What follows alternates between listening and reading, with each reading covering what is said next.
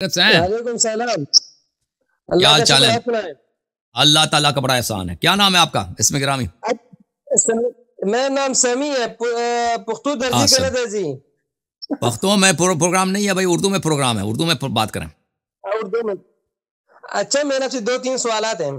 جی سر، کہاں سے کال فرمایا آپ نے سمی بھائی؟ میں پاکستان سے۔ پاکستان کس جگہ؟ پاکستان تو بڑا ملک ہے۔ پاکستان لاہور سے۔ لاہور سے؟ اچھا، کیا کام کر رہے ہیں لاہور میں؟ کیا کام کرتے ہیں؟ مدرسے میں کاروبار کرتے ہیں؟ نہیں، مدرسے کا نہیں ہے یار، ہم سادہ ویسے ادھر ہے۔ اچھا ادھر ہے، چلیں ٹھیک، صحیح ہے۔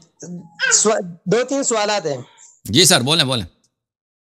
پہلا سوال یہ ہے، کیا حضرت ابوبکر، حضرت عمر، حضرت عثمان رضوان اللہ علیہم اجمعین مسلمان تھے یا نہیں؟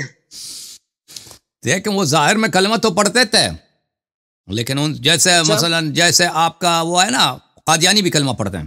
قادیانی کوئی آپ کو نہیں ملے گا جو کلمہ نہیں پڑھے گا، لیکن آپ کہتے ہیں مسلمان نہیں ہیں، کیونکہ ان کے ایسے کام ایسے ہیں، عقائد ایسے ہیں کہ ان کو اسلام سے خارج کر دیتا ہے۔ ٹھیک ہے نا؟ اسی طرح ان کا ایک بات ہے، ان کی ایک بات ہے کہ وہ پڑھتے ہیں لا الہ الا اللہ محمد رسول اللہ پڑھتے ہیں، لیکن جو ما کان محمد ابا احد من رجالکم ولکن رسول اللہ وخاتم النبیین، جو خاتم لفظ ہے اس کا وہ انکار کرتے ہیں، باقی وہ A to Z وہ اسلام فالو کرتے ہیں۔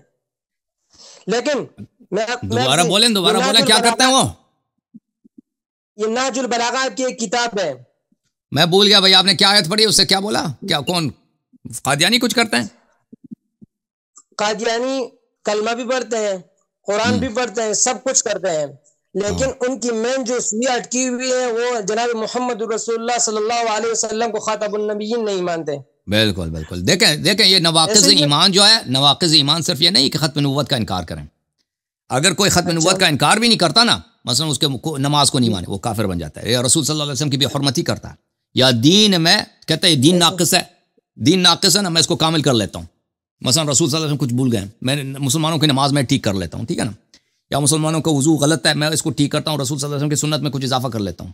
یہ سب یا رسول صلی اللہ علیہ وسلم کی بے حرمتی کرتا ہے، گالی دیتا ہے، یا کچھ بے حرمتی کرتا ہے نا، تو اس سے بھی کافر بنتا ہے۔ اس طرح نہیں ہے کہ صرف ختم نبوت کا انکار کفر ہے، کفر بہت زیادہ ہے۔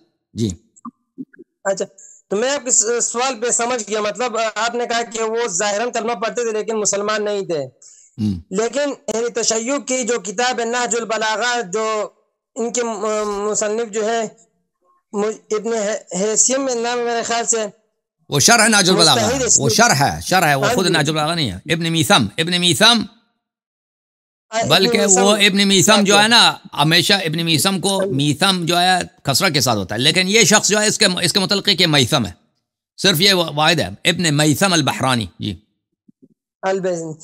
جو یہ اپنے کتاب میں لکھتے ہیں، جز نمبر 31 ہے، صفحہ نمبر 486 ہے،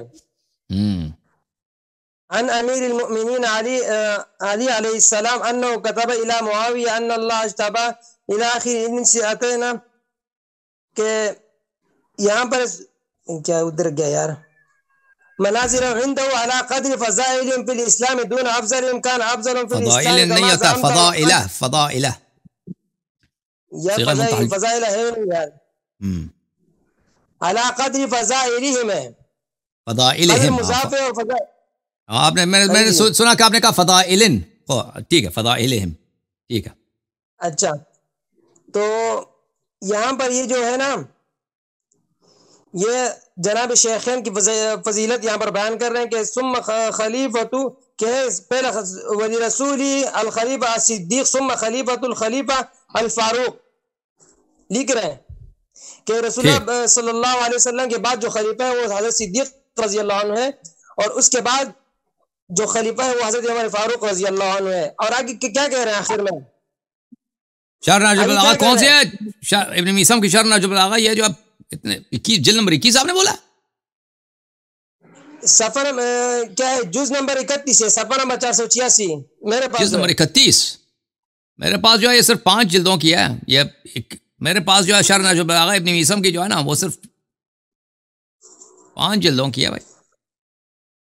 اچھا، بہرحال آپ دیکھیں، یہ شرح نہج البلاغہ جو ابن میثم صاحب کی جو ہے، ابن میثم متوفا ہے سنہ 679 کے، 600 79.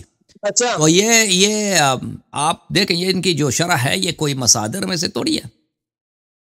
آپ کو مصادر سے دکھانا ہوگا نا کہ یہ کس ہاں اس کے سند دکھانا ہوگا کس کتاب سے اس نے نقل کی. اس طرح تو نہیں ہوتا کہ فلاں اب اس نے ہو سکتا ہے اس نے مخالفین کی کتاب سے نقل کی ہو نا.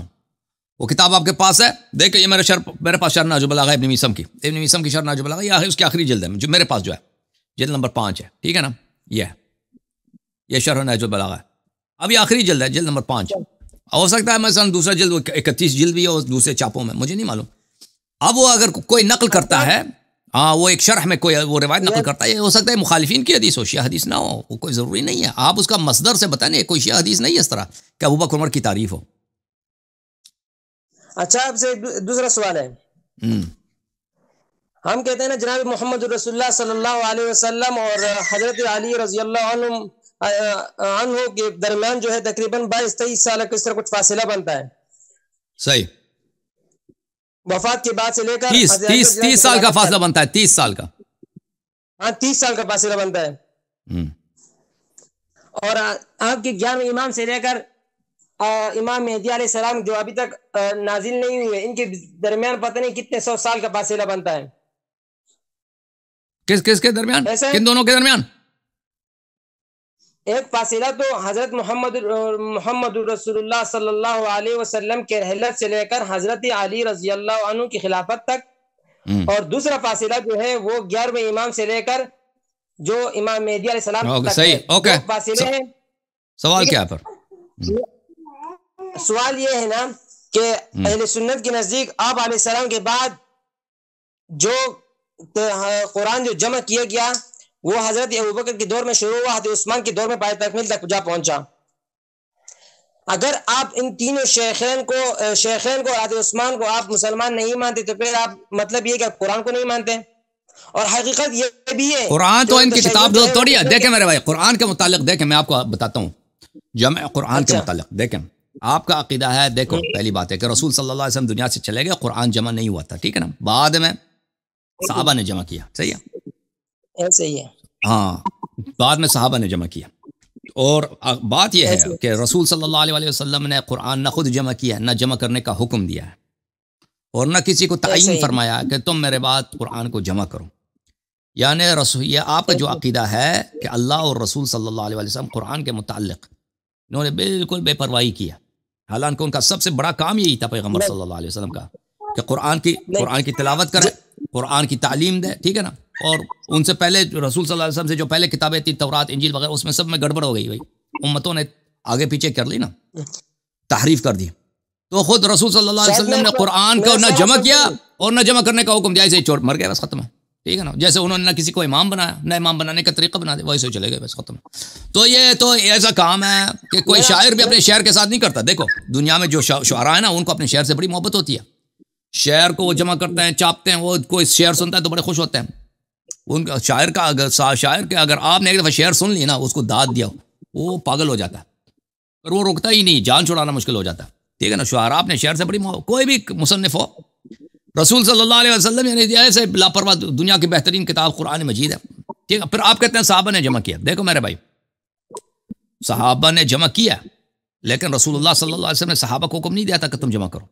رسول اللہ صلی اللہ علیہ وسلم نے امیر المؤمنین علی علیہ السلام کو حکم دیا تھا کہ تم جمع کرو اور امیر المؤمنین علیہ السلام نے اسی طرح جمع کیا تھا جیسے رسول نے فرمایا تھا. اور جب انہوں نے قرآن اپنا صحابہ کو دکھایا تو صحابہ نے کہا میں قرآن نہیں چاہیے بھائی یہ قرآن ہمیں منظوری نہیں ہے ہم اپنا قرآن جمع کریں گے. ٹھیک ہے نا. تو بات یہ نہیں بات یہاں پر یہ نہیں ہے.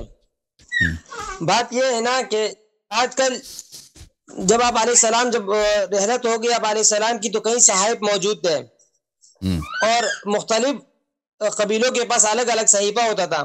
نہیں ہوتا تو کوئی سے یہ کوئی حدیث کوئی روایت نہیں ہے. ایسے ہی بنا دیا آپ نے. مختلف قبیلوں کے پاس صحیفہ یہ کوئی بخاری میں ہے کسی کتاب میں نہیں ہے. بخاری میں کسی کتاب میں لو جی یہ بخاری میں ہے کئی صحائف.